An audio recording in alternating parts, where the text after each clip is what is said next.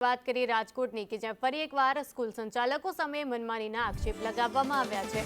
આ સ્કૂલ સંચાલકોએ ચોક્કસ દુકાનમાંથી જ ખરીદીનું દબાણ કરતા હોય તેવા આક્ષેપ લગાયા છે।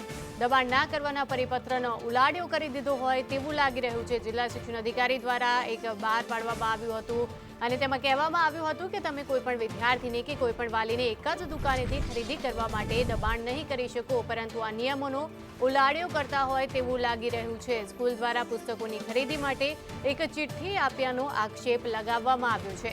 એજ્યુમોલમાંથી જ વસ્તુઓ ખરીદી કરવા માટે સ્કૂલના સંચાલકો દબાણ કરતા હોય તેવો આક્ષેપ લગાવવામાં આવ્યો છે। વાલીઓને ચિઠ્ઠી આપી હોવાની ફરિયાદ પણ હવે વાલીઓ દ્વારા કરવામાં આવી છે। સ્ટેશનરી મંડળ અને ક્યાંક વાલીઓની ફરિયાદ અને ક્યાંક વિદ્યાર્થી યુનિયનની પણ ફરિયાદ આવેલી હતી કે ચોક્કસ સ્કૂલો ચોક્કસ દુકાનથી જ સ્ટેશનરી ખરીદવાનું અથવા તો પોતાની શાળામાંથી જ અથવા તો ચોક્કસ જગ્યાએથી સ્ટેશનરી ગણવેશ કે બૂટ કે એ પ્રકારની ચોક્કસ સામગ્રી ખરીદવા માટેનું કહેવામાં આવે છે।